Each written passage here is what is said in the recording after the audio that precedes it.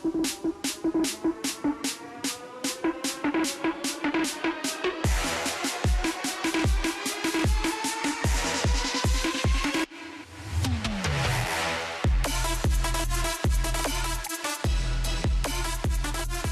a fantastic Friday, they say, and we start this edition of the SportsMax Zone with cricket. Love the cricket, yeah. West Indies will be looking to draw their series with Pakistan when the second and final test bowls off. 11:30 p.m. Jamaica time, 12:30 Saturday morning Eastern Caribbean time at the Multan Cricket Stadium in the city of Punjab. Now, dismal performances with the bat in both innings led to a heavy 127-run defeat for the Windies in the first test a week ago at the same venue. Captain Craig Brathwaite is expecting a better performance from his team in the second test. You know, once we bring our own performance in this game, I think we'll do well. And we got to put it together. Obviously, batting-wise, we didn't get as much runs as we would like. But it was a difficult pitch last game. And we got to see how this one plays. But I think bowling-wise, we be consistent in bringing the batsmen forward as spinners. And, you know, as batters, you know, we aim to bat for long periods. And I think once we do that and bring our own game together, I think that will put us in a good position. Yeah, I think, obviously we saw, the spinners got all the wickets. So, I say we don't know how he's going to play.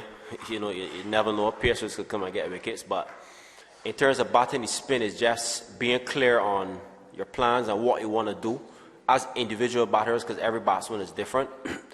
And fully back them and believe in them. And to go there, and the challenge is doing it from ball one. And not thinking that, you know, you can start from ball 2 or 3. Start from ball 1, believe in your plans, and just believe in yourself. Yeah, Brathwaite also announced the squad change at the press conference. 12 for this team. Jaden is unfortunately out. He has a slight leg, one of his ligaments. You know, we're just going to rest him. So Kimar Roach comes in to the 12 with Django. So we have a 12, and we will decide on an 11, you know, tomorrow. But we have a 12, so it's pretty much the same, but Jaden's out and Kimar Roach comes in with Django to make it 12 players. Yeah, time to get the thoughts of the SportsMax captain, Fazir Mohammed, who joins us. Faz, you know, I was watching the press conference today and listening to the captain, Craig Brathwaite, and I thought to myself, you know, we really could go back from just about any interview the captain has done on this tour so far and pick a soundbite, and it would be appropriate because, as far as I'm concerned, I was pretty much hearing the same thing I've been hearing so far on this Pakistan tour. I don't know if it was any different for you. Well, I mean, we had that discussion with Lance very briefly the last time we spoke, and basically, not just this tour, but the last 4 or 5 years, even when Jason Holder was captain, it's really a regurgitation of a template, and the only difference would be we're in Pakistan, or we're in England, or we're in Dominica, and a reference to the pitch and so on, but it's essentially the same thing. I want to get your thoughts on the team. Of course, Jaden Seals, he's out with the leg issue, as the captain pointed out. Kimar Roach is back in the squad. Amir Django is still in the 12. Put it to you directly, though, should Amir Django come in for this second test, maybe at the expense of Casey Carty, who has really struggled in the last few matches? He's now averaging just 17.90 in his test career. And the last 3 matches he's played, significantly difficult for him, because before that he was averaging 29. Well, I was actually thinking Amir Django for Justin Graves, because even though the captain is speculating as to what the pitch might be, I think every Tom, Dick and Harry Paul knows what the pitch is going to be like. It's going to be exactly the same as we saw for the first test. So Justin Graves may not have a lot of work to do. Kimar Roach is well equipped to cut his pace down and maybe try and take advantage of any sort of seam movement. We saw that effectively in the first test a year ago in Australia, when he picked up a couple of wickets, cutting down his pace and brought in the second slip. So yeah, I think Django deserves an opportunity. Whether he'll get it, we'll have to wait and see in a few hours' time. But I wouldn't like to see Carty discarded just like that, because remember, he's only just come into the test team in the South Africa series in August. Yes, he struggled, but so has everyone else. And if we're going to really invest in these players and actually believe that we can give them a fair run, I think he should remain in the 11. And as I said, Django for Graves. Yeah, okay, fair enough. As definitely can't argue with that one. On the point of Jaden Seals and his niggle, as put to us by the captain Craig Brathwaite. And remember, after the first day of the first test, we had a conversation about the amount of bowling he had done in the first session alone, and our concern at least that he could get hurt moving forward. Hearing that news now, Faz, what's the thinking in your own head? Well, precisely. That how do you manage a situation like that? Remember, he's just come out from knee surgery, was out of the game for quite some time, and now he's sidelined immediately after one test match. And I know many people will say, well, what are these fellas eating? What are they made of now? I remember when so-and-so bowled 22 overs non-stop, or bowled all day and bowled right through a session, and then they were back at it again. We have to recognize that whatever the issues related to fitness, that the players are being called upon to play test match cricket within days of traveling for hours. And it's not about making excuses, because it's clearly a situation where there's a susceptibility to injury in the case of Jaden Seals, and therefore he has to be managed much more effectively. But of course it's disappointing, because you want to see him bowl again and grow and learn and develop his skills in what would be described as fast bowler unfriendly conditions, and that's why it's disappointing. And how will he fare when the next opportunity arises? Does he have a franchise contract coming up that could be jeopardized? Is he going to play regional cricket, because the next test series is not going to be until July? So all of those factors come into the mix. Yeah, and Faz, to go to some of the comments that Craig Brathwaite has made pre-match, he spoke of being familiar with playing on pitches that are turning from day one, but never before had he seen a pitch with such cracks from day one. And the narrative sounds as if that he has made sure, and the coaching staff, that the team is more prepared now that they see what faces them, to handle it. Having gone through the first test, do you think there are things the West Indies can do better, enhancing or boosting their application in the second test going in, given what they experienced in the first test? Maybe, but I don't know if there's enough time to make that necessary, because in many cases it's not just a temperamental adjustment, but more challengingly a technical adjustment, playing late, waiting on the ball, watching carefully. Because if you really think about it, Lance, what do you do when a ball hits a crack and shoots up at you to take the glove or a sharp turn that you weren't anticipating? Not much. Precisely. It's sort of like saying, well, you know, we've seen it and therefore we know how to cope. Maybe you've seen it, but can you really cope? If they do, I think we'll all be delighted. From a West Indies cricket point of view, from a cricketing point of view, you want to see these players grow. You want to see them develop. You want to see them learn.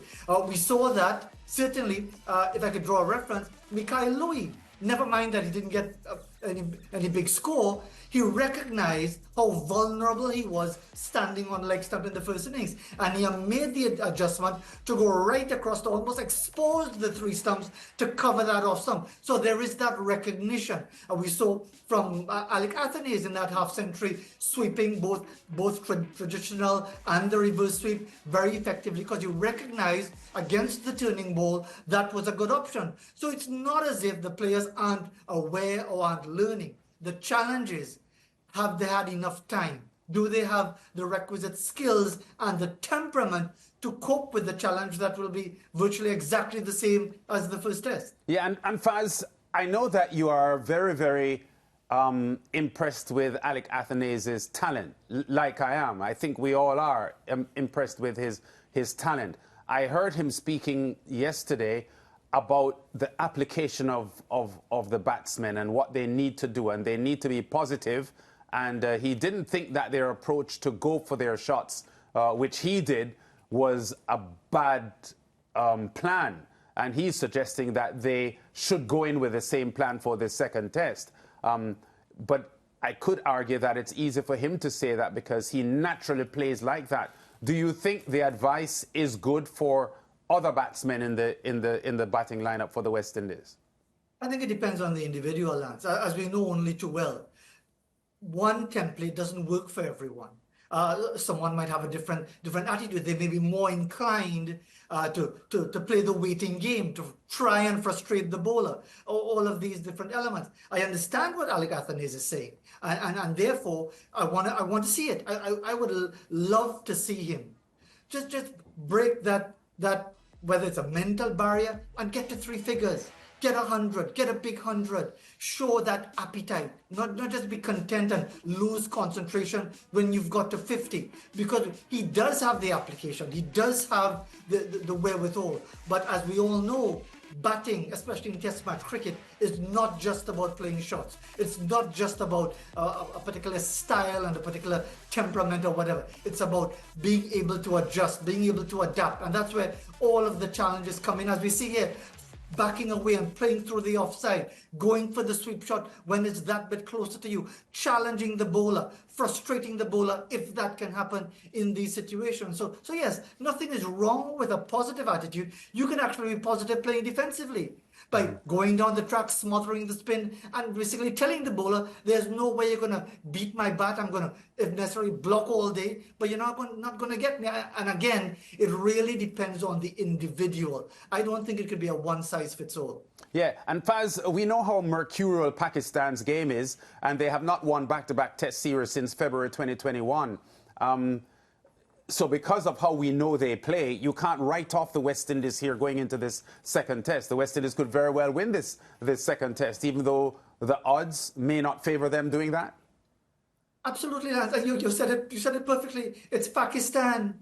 Pakistan could be 142 for 2 and then all out for 176. That's Pakistan. And if it sounds exactly like the West Indies, well, that's really what it is. And therefore, you try to play on that. Try to build pressure. Don't allow for a partnership like we saw with Saud Shakil and Mohammad Rizwan, building where they were looking for every opportunity to score and were able to do so, singles, twos, and so on. Try to build some pressure as well. But that takes a lot of work. That takes the support of the bowlers. That takes the support of the captain with the field that he's going to set. So there are many different variables, Lance. But as I said, probably as you just mentioned, one of the biggest variables is the mercurial nature of Pakistan.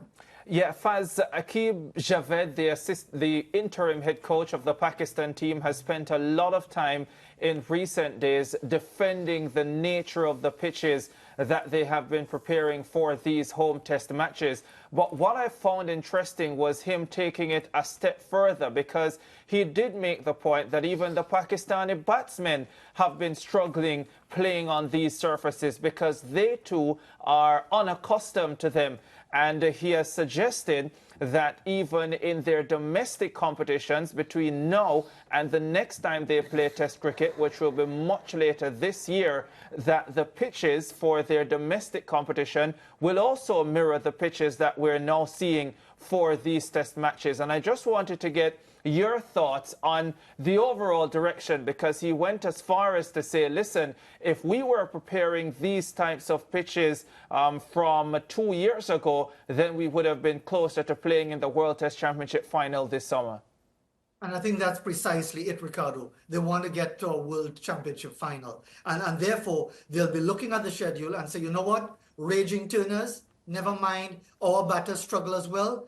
The foreigners will struggle more than our struggle. And therefore, we can probably bank on those points and have a better chance. But I think it's a short-sighted perspective.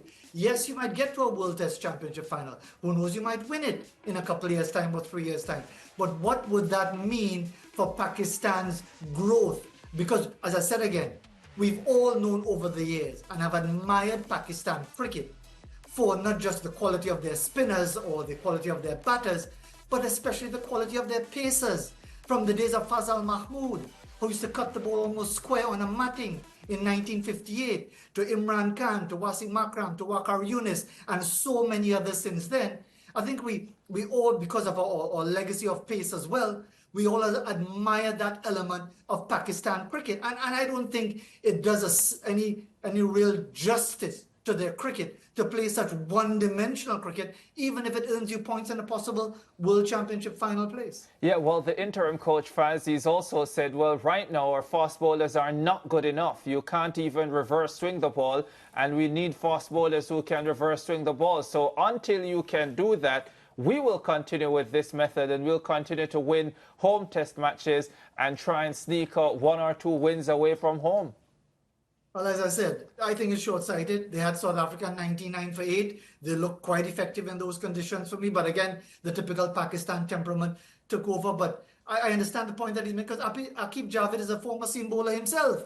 So he knows what it's all about and his country's legacy. But clearly they've prioritized World Championship points. But I'm just disappointed that they've adopted this one-eyed view. Yeah, Faz, I won't ask you who will win this second test match, but I will ask you how long you think this one will last. Well, I won't go and call you ye of little faith, because I was proven to be a fool with that one. But if it's anything, any guide, similar sort of pitch, 3 days once again. And as much as I would like to see the West Indies prevail, I'll go forward and say I think Pakistan will make it 2-0. Is that 3 days with or without fog? Either. And it doesn't matter. 3 days anyway. Faz, I like the variations that you're giving us though in your backdrop, because I quite like the fish tank in the past, but I'm fine without it. Well, the thing about the Faz Mahal is that there are quite a few locations. The problem is with the fish tank one, the signal always keeps dropping off. So I'm closer to the Wi-Fi thing in the back there, so maybe it won't drop off now. Okay, Faz, I hear you. And it hasn't, Faz. So I think you found your position, the one without the fish tank. I'm closer to the Wi-Fi thing. Yeah. Faz, we'll chat on Monday. Maybe then the West Indies would have leveled the series against Pakistan, and we can all celebrate. Yeah? Who knows? That would be fantastic. But yeah, let's look forward to it. All right, it really would be. Let's take a break on the SportsMax Zone. We'll be back with more.